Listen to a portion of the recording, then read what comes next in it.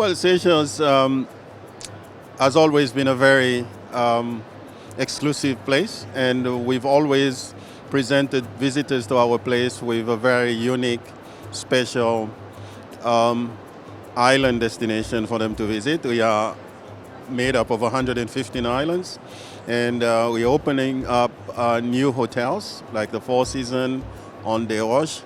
We also now catering for families instead of just honeymooners. Before we were catering a lot for honeymooners, and but now we would like also to cater for families, and we have hotels that are specializing on this kind of tourists. For example, on Silhouette, we have Silhouette Island, which is an island. We have Hilton La Brise, which is specializing only on families. I was there recently, and they had over 100 children out of 300 visitors, and also provide for personalized visits for people coming from Islamic countries like the Middle East, so that we cater really for their special needs when they are in the country.